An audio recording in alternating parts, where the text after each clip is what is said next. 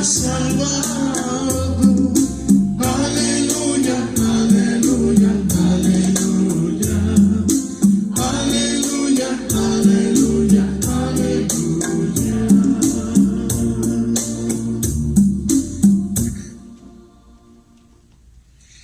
Mis hermanos, que el Señor esté con ustedes.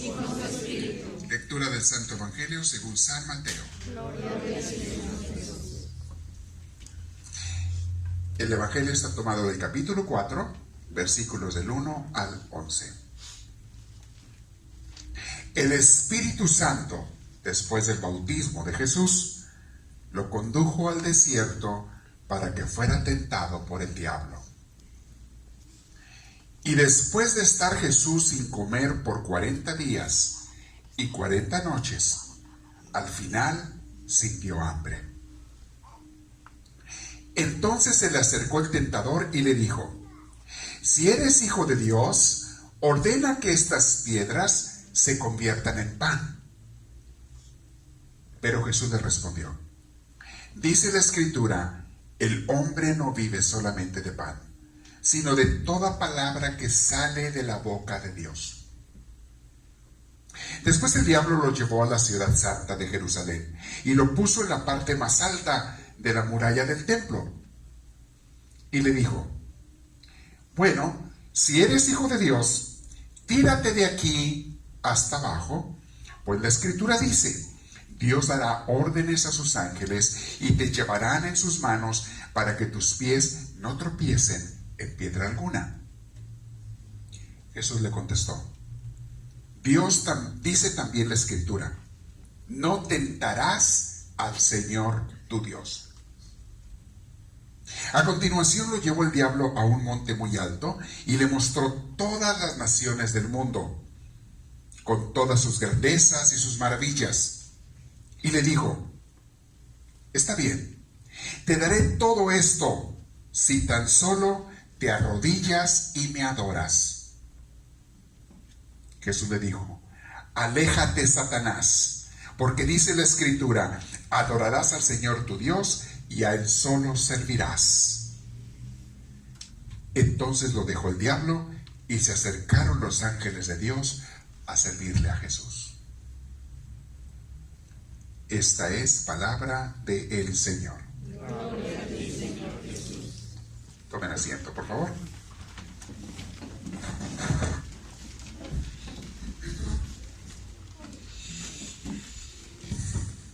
Este es uno de esos domingos en que hay tanta enseñanza en la primera lectura como en el Evangelio. Tanta que quisieran tenerlos aquí por 2 horas de pura predicación, pero no tengo tanto tiempo. Ustedes no tienen tanto tiempo, yo sí. No importa. El salón lo van a correr al rato. No, tampoco, son muy amables. Bueno, pero primero lo voy a despertar con algo. ¿Quieren despertar? Va el despertador. Dicen que era domingo en un pueblo allá de Michoacán. No sé cómo se llama el pueblo de Michoacán. No quiero decir nombres para no quedar mal con nadie, ¿verdad? Pero un pueblo de Michoacán era domingo y estaba el padre afuera de la iglesia del templo, ahí enfrente de la plaza. Ya ves los templos tan bonitos que hay por allá. Y ahí viendo hacia la plaza y a la gente que pasaba: ¡Ey! ¡Pásenle a misa! Les decía: ¡véngase a misa! ¿Dónde va? Ya va a empezar, ¡órale! Lo estaba diciendo. En eso pasa un señor ahí en su burrito. Pasa montado en su burrito el señor y va a seguir derecho. ¡Ey! Amigo! ¡Véngase a misa! No, dice el señor. No. Es que, ¿sabe, padre? Me da desconfianza. ¿Desconfianza de qué? Dice: ¿de que me vayan a robar el burro? No. Te deja aquí el burro. Y dice: ¿quién me lo va a cuidar? Dice: Dios te va a cuidar el burro. ¿De veras? Dios te va a cuidar. Bueno, si usted me está diciendo que Dios me cuida el burro, pues amarró el burro y se metió al templo. Ya está, empieza la misa y empieza el padre. Mis hermanos, Dios está aquí. Se levanta rápido el señor: entonces, ¿quién está cuidando a mi burro? Y se salió corriendo. Entonces, ¿quién está cuidando a mi burro? Salió corriendo por su burro a buscarlo. ¿Quieren que les diga el nombre del pueblo de Michoacán? No, porque luego aquí me van a protestar algunos. Sí lo digo. Tú porque no eres de Michoacán, por eso es, por eso. Luego va de tu rancho también, ¿no la verás? En la hojita dominical les puse la mayor parte de la explicación está basada en la primera lectura, en Génesis, ¿ok? Tienen ahí muchas ideas para que reflexionen sobre la tentación del diablo, cómo se basa. Voy a decir algo breve ahorita, pero me voy a concentrar más en el Evangelio, ¿ok? Algo breve de la tentación del diablo a Eva y a través de Eva a Adán. Número 1, el diablo se hizo pasar por una serpiente porque en aquel entonces, en la narración del paraíso y de la creación, no había más gente, más que Adán y Eva. Entonces no se pudo meter el diablo en una persona para tentar a Eva, en la comadre, o en la hermana, o en la tía, o en la vecina, porque no había nadie más que ellos dos. Entonces se tuvo que meter en una serpiente. Pero si hubiera habido más gente, el diablo no hubiera usado una serpiente. Hubiera usado a su comadre, a su amiga, a su hermana, o a alguien así. Es lo que el diablo hace hoy en día. Ya no usa víboras para tentar a la gente. Usa otro tipo de víboras para que nos entendamos. Es que camina, No quiero dar más explicaciones, nomás otro tipo de víboras. es que camina. Pero sigue usándolas para tentar a la gente, para apartarla de Dios. Y vienen en la intención de de estas personas es se hacen pasar por amigas, igual que la serpiente, igual que yo soy tu amiga Evita, yo me preocupo por ti y por Adán. O sea, lo que te voy a decir, Evita, te lo voy a decir rápido, es por tu bien y de Adán. No creas que yo tengo interés personal. No. Yo, ¿por qué te quiero? Porque eres mi amiga, te quiero dar un buen consejo. Mira, para empezar, ese tal Dios que dice que muy buena onda, para nada, yo lo conozco. Mira, les prohibió comer. ¿Cómo vas a creer tú, Evita? Que les prohibió comer de todos los árboles del paraíso. ¿Tú crees que la serpiente no sabía lo que Dios había hecho? ¿Que el diablo no sabía lo que Dios había dicho? Claro que sabía, pero quiso usar palabras y que metieran la duda, la confusión de Dios, la desconfianza. Lo que el diablo quiere hacerte, primero que nada, es que tú desconfíes de Dios, que tú desconfíes de su iglesia que te ha puesto a ti para bendecirte, que tú desconfíes de las personas buenas que ha puesto Dios en tu vida para guiarte, para orientarte, para que de esa manera le pongas atención a esa víbora que te está hablando y a lo que te está ofreciendo. No, vete por otro lado. No te creas, no le hagas caso a ese Dios, no es tan bueno, esa iglesia, esa persona, eso. No, para nada. Yo sí te quiero ayudar. Mira, déjame te explico. Les está mintiendo Dios, ya que la de Eva se pone. El error de Eva fue ponerse del hogar con la víbora. Este fue el error. Desde un principio tenía que haber dado un garrotazo en la cabeza a la víbora. Lárgate de aquí. No me pongas nada contra Dios y contra lo que no me ha dado más que bendiciones, Dios. Lárgate de aquí. Lo que tenía que haber hecho, no lo hizo. Se puso a platicar con la víbora. Cuando a ustedes les llega una de esas víboras, lo primero que tienen que hacer, bueno, no le puedes dar un garrotazo en la cabeza, pero si se pudiera, lárgate de aquí. No quiero hablar contigo, no eres una persona que me venga a acercar a Dios, que me va a hacer un bien. Lárgate de aquí. Tú me quieres separar de Dios, ¿ok? Ahí fue el error de Eva, ahí comentó, y ustedes saben las consecuencias. No me voy a meter tanto en eso, se los puse en la hojita dominical. Hay muchas ideas de cómo el diablo engaña, cómo el diablo te hace pasar por amigo, te manda amigas, amigos, compadres, comadres, te manda gente que supuestamente te quiere tu bien, y para separarte de Dios, de la fe que Dios te ha puesto para arrimarte a Él. Ok, vamos con Jesús en el Evangelio. Dice cuando comienza la lectura de hoy que Dios mandó, el Espíritu Santo, recién fue bautizado Jesús, el mismo Espíritu de Dios llevó a Jesús al desierto y pone el evangelista para que fuera tentado. A ver, pausa. Time. Dicen aquí en el reporte, time out. ¿Cómo que Dios mismo manda a su Hijo para que sea tentado por el diablo? Hágame usted el favor. ¿Qué no son enemigos? Ajá, sí son enemigos. el diablo quiere totalmente destruir la obra de Dios y a los hijos de Dios, claro que sí. Pero Dios utiliza lo que el diablo hace para fortalecer a sus hijos, para bendecir a sus hijos y para que sus hijos le reconfirmen su amor y su entrega a Dios cuando superan una tentación. ¿Por qué Dios permite que el diablo nos tiente a ti y a mí? ¿Por qué? Por una razón muy simple, porque es cuando tienes tú, número uno, te va a fortalecer Dios cada vez que renuncias a una tentación, cada vez que la rechazas. Pero número dos, tú te vas a acercar más en amor a Dios porque le dices: Señor, te escojo a ti y no a las obras del diablo. Te escojo a ti y no a las cosas del mundo. Te escojo a ti y no a lo que me separe de tu amor a ti.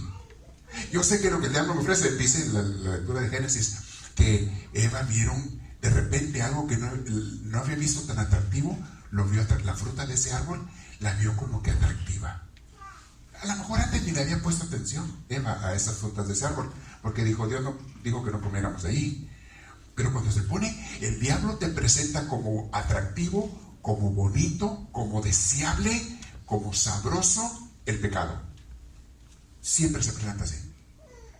Y cuando pecas, te abandona a tu miseria y a las consecuencias de todo pecado, que son muchas, depende de qué pecado sea. Pero entre las más graves o lo más grave es que te separa de tu unión con Dios, de tu amor con Dios. Entonces, al Padre Celestial no le preocupó que el diablo tentara a Jesús, al contrario. Era parte del proceso de crecimiento de Cristo en esos 40 días en el desierto. Era parte de su proceso. ¿Qué hizo Jesús en esos 40 días? Ponerse a ayunar, porque el ayuno fortalece el espíritu, debilita la carne y fortalece el espíritu. Se puso a ayunar y se puso a orar esos días y a descubrir la voluntad de Dios para él. Jesús tenía 30 años de edad en ese entonces.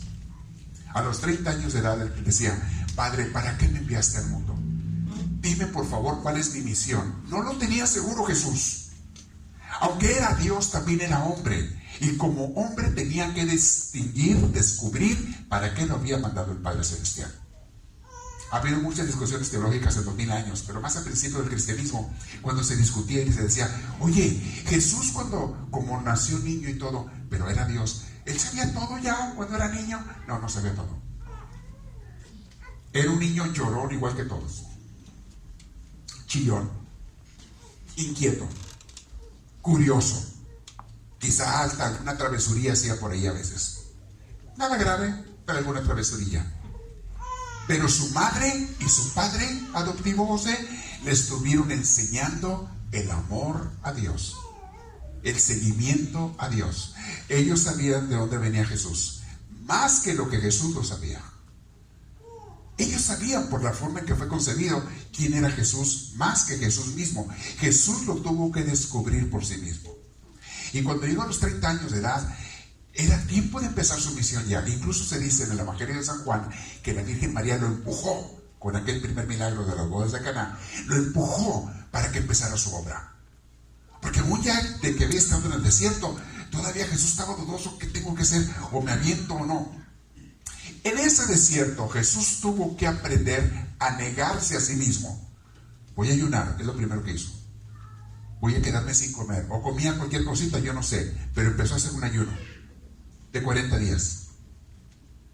A lo mejor comía algunas raicitas, a lo mejor comía algún chapulín como lo hacía Juan Bautista, yo no sé. A lo mejor nada, no sé. Pero era ayuno. Era mortificar el cuerpo y descubrir la obra de Dios. Y dice el Evangelio que a los 40 días Jesús sintió hambre. O sea, como que, no es que antes no hubiera sentido, es que como que ya le caló fuerte. Le caló fuerte el hambre.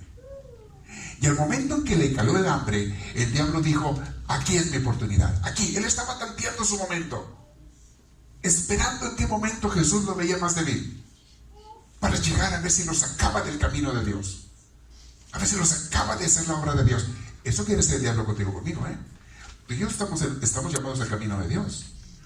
Y Dios quiere que tú y yo hagamos algo para salvar almas, para crear el reino de Cristo en la tierra, para hacer obras buenas, para que el día que tú te mueras dejes este mundo un poquito mejor que como estaba cuando tú llegaste, al menos lo que está alrededor de ti, para que a través de ti otras personas encuentren a Dios, encuentren paz, encuentren alivio. Tú tienes esa misión, todos ustedes, yo, todos. No vayan a pensar que tú tienes una misión en la vida, la tienes, de parte de Dios. Y tiene que ver con salvar almas, con mejorar vidas, personas. Todos tenemos una misión. Aquel que diga, esto es nomás para los padres, los sacerdotes y las monjas, para mí no, está muy equivocado. Discúlpame, todos tenemos una misión de parte de Dios. Nadie vino aquí por coincidencia. Nadie vino aquí por accidente, aunque tu mamá te haya dicho eso. Nadie. Sí, a veces dicen, esta ya vino por accidente, vino de pilón. Sí, así dicen a veces. Pues accidente para ti, pero para Dios no. Para ti puede haber sido accidente, para Dios no. Dios tiene su plan y Dios sabe. Y por algo te trajo al mundo y algo quiere de ti. Oye, pero es que yo no tengo muchos conocimientos. También agarra a los tontitos, no te puedes. Mira, me agarró a mí. También. Es más, son sus favoritos. Dice la palabra de Dios que escoge Dios a los más tontitos para confundir a los más sabios. Y como se ha dicho, para prueba con un botón basta. ¿No está? Dios agarra a todo mundo para hacer una obra, una misión. Oye, pero es que alguien nació enfermo. Ese que nació enfermo de cualquier enfermedad, incapacidad, lo que sea, trae una misión para este mundo que tiene que ver con dar inspiración, luz, ayuda a otras gentes. No importa cómo haya nacido. Oh, es que yo ya estoy viejo, estoy vieja. Pues no te has muerto, ¿verdad? Todavía no. No, ok, todavía tienes una misión. Si no te has muerto es porque por algo te tiene aquí Dios. Está esperando, como que está Dios así moviendo el piecito así. A ver a qué horas. No te voy a dejar descansar hasta que te mandé para algo. A ver a qué horas. Que no vayamos a tener a Dios esperando así ni tú ni yo. Para algo te mandó.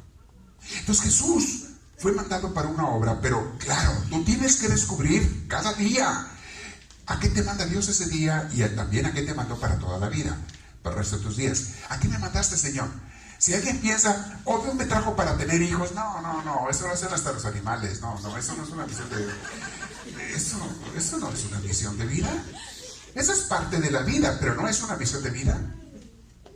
Oh, Dios me trajo para hacer dinero. Pues qué mal andas, porque dijo Dios que el que ama el dinero no puede amar a Dios. Qué equivocado estás.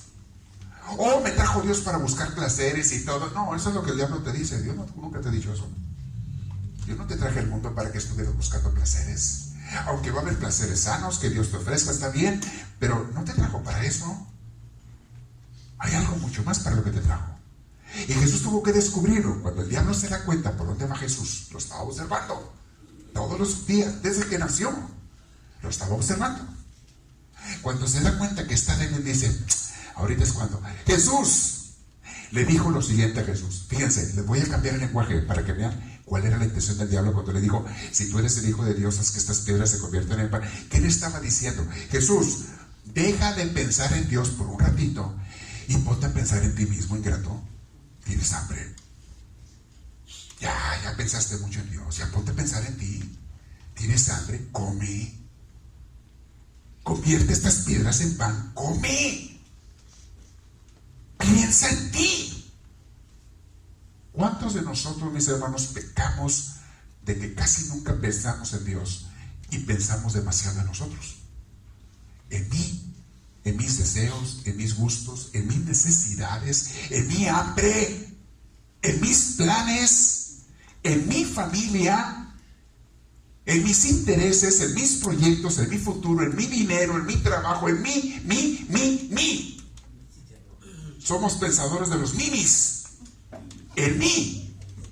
Oye, Dios, Dios, cuando se me ofrezca, yo me acuerdo de él, no te apures, yo le voy a pedir cuando se me ofrezca. Cuando me nazca, dicen los socarrones. Cuando me nazca voy a la iglesia. No olvídate, porque no te va a servir de nada. Entonces, de Dios no te burlas. O lo amas en serio o no lo amas. Si tú vas a tu iglesia cuando te nazca, mejor no vayas nunca. Porque vas hasta ofender a Dios cuando te presentes allí. Porque fuiste por interés, por conveniencia, por egoísmo. Porque ese día te nacía. Era para satisfacer tus ganas. Mejor nunca vayas, porque ofendes a Dios con tu presencia. Mejor dile, te odio, te desprecio, no quiero saber. Y por lo menos Dios va a aceptar la honestidad. No te vas a salvar con eso, al contrario, ya sabes para dónde vas. Pero por lo menos fuiste honesto. El diablo nunca te va a mandar al infierno de los deshonestos, te va a mandar al infierno de los honestos, que también que me huele el nombre, pero no te preocupes, deshonesto no vas a ser con Dios. Jesús piensa en ti. Ahora, ustedes pueden decir, y yo también, ¿tenía razón Jesús si se hubiera puesto a pensar en Él, en satisfacer su hambre? Yo pienso que sí hubiera tenido razón, y es justo. Y ayunaste 40 días, pues ya, que comas algo. Yo pienso que no hubiera sido una forma egoísta de Jesús, no. Pero ni en ese momento Jesús quiso pensar en sí. Y le dice al diablo, apártate. Porque no solamente de pan vive el hombre, sino lo primero que para mí es la palabra de Dios, es Dios. Quítate de aquí, no te interesa. Ok, mira, Jesús, ven, lo llevó. Tal vez no físicamente, tal vez lo llevó espiritualmente o en un sueño, no sabemos. En fin, lo lleva al templo de Jerusalén. El templo de Jerusalén tenía, y todavía es lo único que queda de aquel templo antiguo de hace 2000 años, una muralla de contención. No sé si sepan lo que es un muro de contención. Cuando un cerro se está desrabando, se está cayendo, le ponen una muralla de piedra, de cemento, de lo que sea, así para arriba. Y tiene una muralla de contención altísima. Yo creo que tiene la altura como de 4 pisos o más de un edificio. Yo he estado allí en ese lugar. Es donde los judíos van a hacer oración, porque esa muralla, ese muro de contención, de unas piedrotas cuadradotas gigantes que pusieron para ese muro, es lo único que queda del templo de tiempos de Jesús. Es lo único. Hoy en día está un templo musulmán ahí arriba, pero esa es otra historia. El templo aquel se lo destruyeron en el año 70, como Jesús lo había profetizado.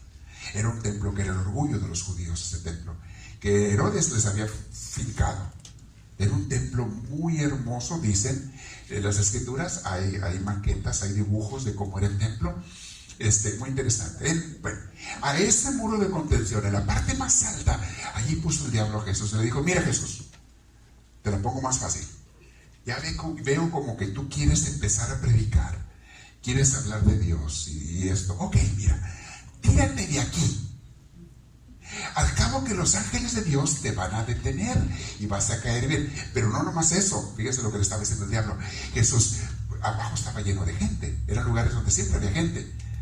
Cuando la gente ve a Jesús, que Dios te detiene y caes, inmediatamente la gente te va a poner atención.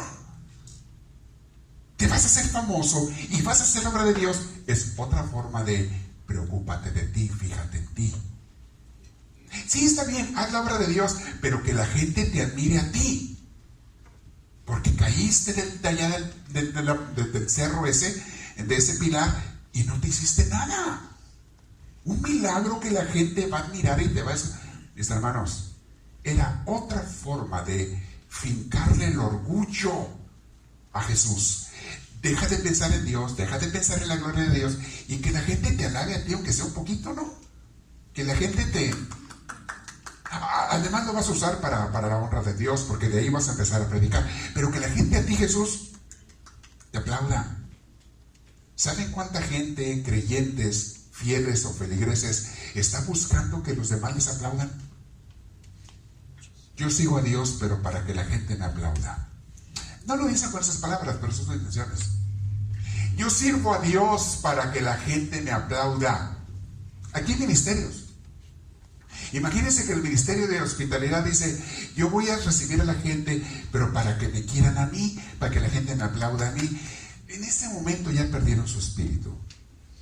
Los recibes para que ellos se sientan bien, se sientan en casa, en familia, pero que vengan a adorar a Dios, no a ti.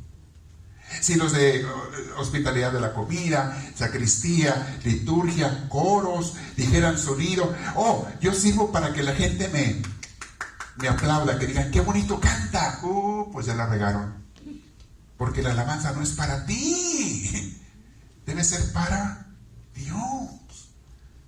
Un cantante del coro es un servidor para que la gente, mover a la gente a cantar, a alabar, a bendecir a Dios. Y si el cantante, los del coro logran eso en el pueblo, están haciendo bien su ministerio, su obra de Dios.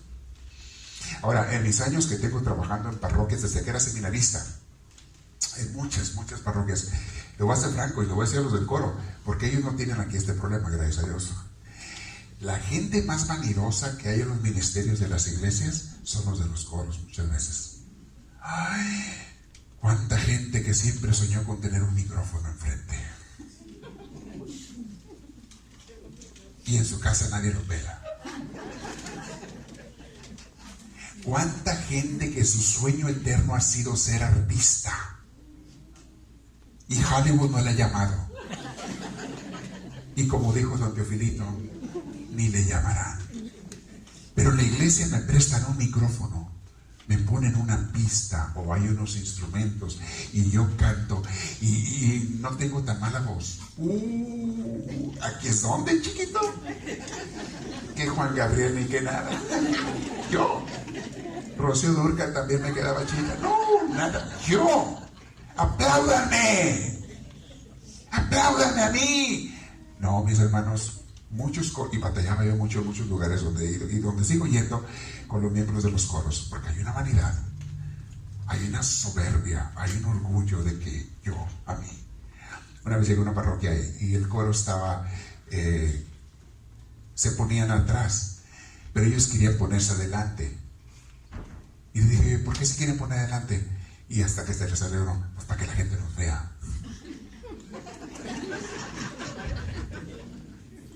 Tu ministerio no es para que la gente te vea.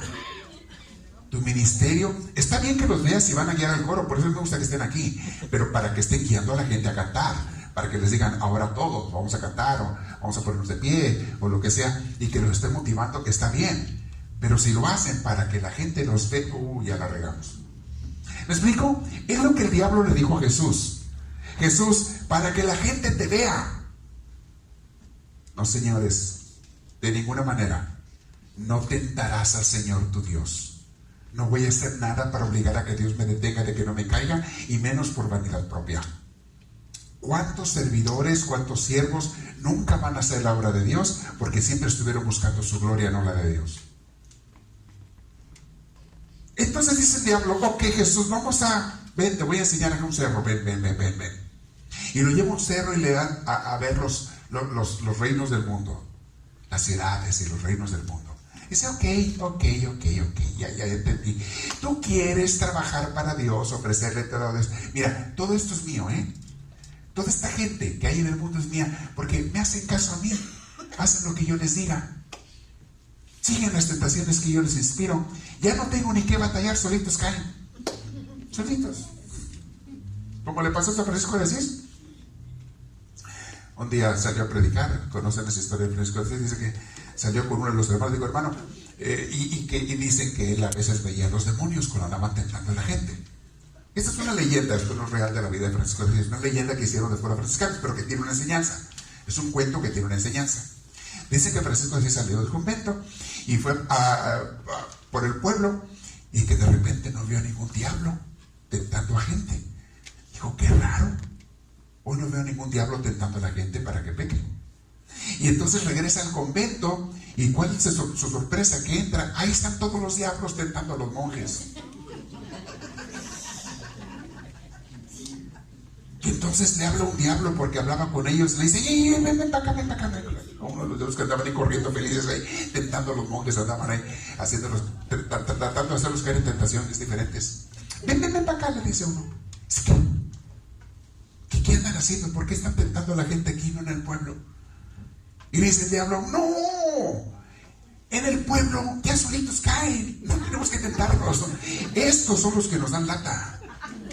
Estos son los que queremos convencer, por eso estamos aquí ocupados. Allá, no, solitos caen. En la cantina, en el chisme, en el dime y direte, en el robar. No, eso ya no nos da problema.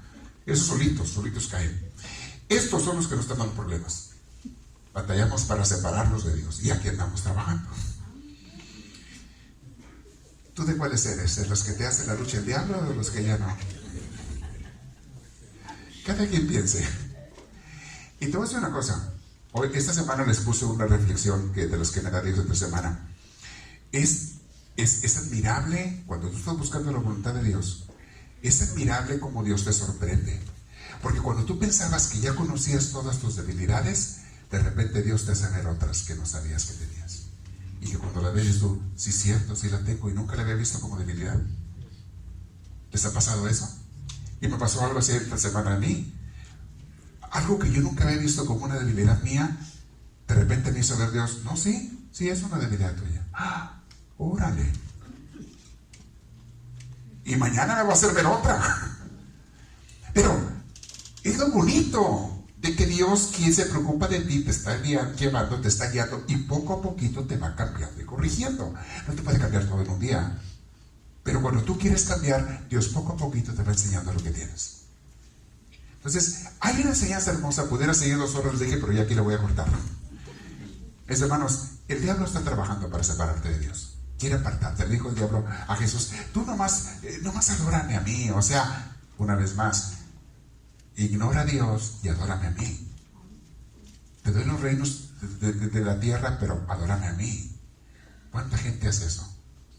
Adorar a cosas del mundo que el diablo le ha puesto enfrente.